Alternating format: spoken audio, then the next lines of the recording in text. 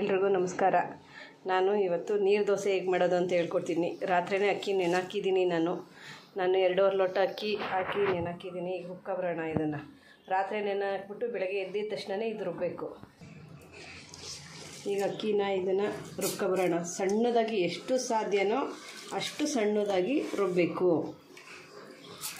ಅಷ್ಟು ಸಣ್ಣದಾಗಿ ರುಬ್ಬಿಟ್ಟು ನಾನು ಒಂದು ಅರ್ಧ ಈರುಳ್ಳಿ ಹಾಕ್ಕೊಳ್ತೀನಿ. ಈರುಳ್ಳಿ ಹಾಕಿದರೆ ಚೆನ್ನಾಗಿ ದೋಸೆ ಚೆನ್ನಾಗಿ ಬರುತ್ತೆ ಬೇಗ. ಅಂದರೆ ತವದಲ್ಲಿ ಹಿಡಿಯೋದು ಮತ್ತು ಅದು ತೆಳು ಇರುತ್ತಲ್ವಾ, ಆ ಥರ ತೆಳು ಇದ್ದಾಗ ಹಿಡಿಯೋದು ಮತ್ತು ಒಂಥರ ಅಂಟು ಥರ ಆಗೋದು ಅದು ಯಾವುದೂ ಆಗೋಲ್ಲ. ಒಂದು ಅರ್ಧ ಈರುಳ್ಳಿ ಹಾಕಿದರೆ ನಾನು ಒಂಚೂರು ಕಾಯಿ ಹಾಕ್ತಿದ್ದೀನಿ, ಜಾಸ್ತಿ ಬೇಡ. ಇದು ಕಾಯಿ ದೋಸೆ ಅಲ್ಲ, ಇದು ನೀರು ದೋಸೆ. ನೀರು ದೋಸೆಗೆ ಟೇಸ್ಟ್ ಬರಲಿ ಅಂತ ನಾನು ಒಂದು ಸ್ವಲ್ಪ ಕಾಯಿ ಹಾಕಿದ್ದೀನಿ. ಇದು ಸಣ್ಣದಾಗಿ ರುಬ್ಕೊಬಂದ್ಬಿಟ್ಟು ಇಟ್ಟಿರೋಣ. ಆಮೇಲೆ ಚಟ್ನಿ ಎಲ್ಲ ಮಾಡಿ ಒಂದು ಅರ್ಧ ಅವರ್ ಆದರೂ ಇಡಬೇಕಿದ್ದನ್ನು, ಆಮೇಲೆ ದೋಸೆ ಹುಯ್ಯೋಣ. ನಾನು ನೀರು ದೋಸೆಗೆ ಏನು ಚಟ್ನಿ ಮಾಡ್ತಿದ್ದೀನಿ ತೋರಿಸ್ಕೊಡ್ತಾ ಇದ್ದೀನಿ. ನಾನು ಇದನ್ನೇ ಮಾಡೋದು ನೀರು ದೋಸೆಗೆ ಚಟ್ನಿನ. ನಾನು ಇದಕ್ಕೆ ಕಡಲೆಬೀಜ ಸ್ವಲ್ಪ ಕಡಲೆಬೀಜ ಹಾಕಿದ್ದೀನಿ. ಕರ್ಬೇವಿನ ಸೊಪ್ಪು ಒಂದು ಇಡಿ, ಖಾರಕ್ಕೆ ಎಷ್ಟು ಬೇಕಷ್ಟು ಒಣಮೆಣಸಿನ್ಕಾಯಿ ಇದನ್ನು ಹಾಕ್ಕೊಂಡು ರುಬ್ಕೊಬರೋಣ. ಇದಕ್ಕೆ ಕಾಯಿ ಹಾಕ್ಕೊಬೇಕು. ಇದಕ್ಕೆ ಸಾಂಬಾರು ಸೊಪ್ಪು ಏನೂ ಹಾಕೋಗಿಲ್ಲ. ನಾನು ಇಟ್ಟಿದ್ದೀನಿ ನೋಡಿ.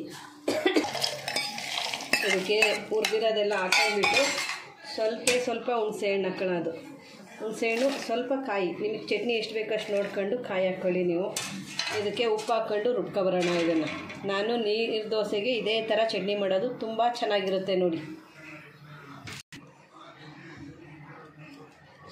ನಾನು ಮಂಗಳೂರಿಗೆ ಹೋದಾಗ ಈ ಥರ ಚಟ್ನಿ ಮಾಡಿರೋದು ನಾನು ನೋಡಿದೆ, ನಾನು ತಿಂದು ಇದ್ದೆ. ಅದಕ್ಕೋಸ್ಕರ ನನಗೆ ಅದೇ ಇಷ್ಟ ಆಯಿತು. ಕಾಂಬಿನೇಷನ್ ಇದೇ ತುಂಬ ಚೆನ್ನಾಗಿರುತ್ತೆ. ಮಾಮೂಲಿ ಚಟ್ನಿ ಮಾಡಬೇಡಿ, ನೀರು ದೋಸೆಗೆ ಈ ಥರ ಚಟ್ನಿ ಮಾಡಿ, ತುಂಬ ಟೇಸ್ಟ್ ಅನಿಸುತ್ತೆ ನೋಡಿ. ರುಬ್ಕೊಬರೋಣ ಇದನ್ನು. ಹಾಗೆ ಚಟ್ನಿ ಈ ಥರ ತೆಳ್ಳಗಿರಬೇಕು. ಕರ್ಬೇವಿನ ಸೊಪ್ಪಿನ ಚಟ್ನಿ ತುಂಬ ಚೆನ್ನಾಗಿರುತ್ತೆ ನೋಡಿ, ಮಾಡ್ಕೊಳ್ಳಿ ಈ ಥರ. ನೀರು ದೋಸೆಗೆ ನೋಡಿ, ಇದು ಸ್ವಲ್ಪನೇ ಗಟ್ಟಿಯಾಗಿದೆ. ಇನ್ನೊಂದು ಸ್ವಲ್ಪ ನೀರು ಹಾಕ್ಕೊಳ್ತೀನಿ. ಎಷ್ಟು ತೆಳುಗೆ ಮಾಡ್ತೀರಾ ಅಷ್ಟು ಚೆನ್ನಾಗಿ ದೋಸೆ ಬರುತ್ತೆ ನೋಡಿ.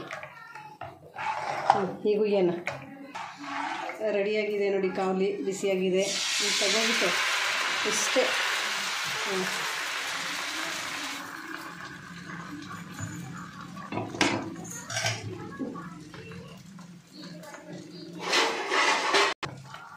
ಇದು ಮುಚ್ತೀನಿ. ಈಗ ಇದನ್ನು ತೆಗಿತಾ ಇದ್ದೀನಿ. ಒಂದು 2 ನಿಮಿಷಕ್ಕಾಗುತ್ತೆ ಇದು. ಇದ್ರ ಮೇಲೆ ನಾನು ಸ್ವಲ್ಪ ಎಣ್ಣೆನ ಹಿಂಗೆ ಸರುತ್ತೀನಿ. ಅವರೆಲ್ಲ ಆ ಕಡೆ ಸೈಡೆಲ್ಲ ಕೊಬ್ಬರಿ ಎಣ್ಣೆ ಹಾಕ್ತಾರೆ, ನಮಗಾದಷ್ಟು ಇಷ್ಟ ಆಗೋಲ್ಲ.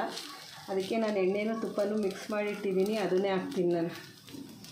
ಈಗ ಎಷ್ಟು ತೆಳುವಾಗಿ ಬಂದಿದೆ ನೋಡಿ ಫ್ರೆಂಡ್ಸ್, ನೋಡಿ ಇಲ್ಲಿ ಎಷ್ಟು ತೆಳುವಾಗಿ ಈ ಥರ ಸುತ್ತಲೂ ಬಿಡಿಸ್ಕೊಂಡ್ಬಿಟ್ಟು ಇಷ್ಟೇ ದೋಸೆ.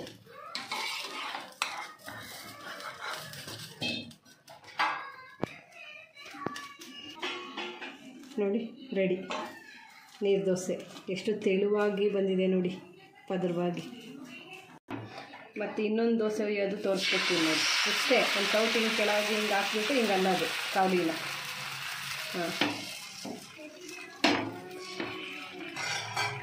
ಇಷ್ಟು ಇದನ್ನು ಮುಚ್ಚಿಬಿಡೋಣ. ಇಷ್ಟೇ, ಇದೇ ಥರ ಎಲ್ಲ ದೋಸೆನೂ ಹಿಂಗೆ ಹುಯ್ಕೊಳ್ಳಿ. Thank you friends.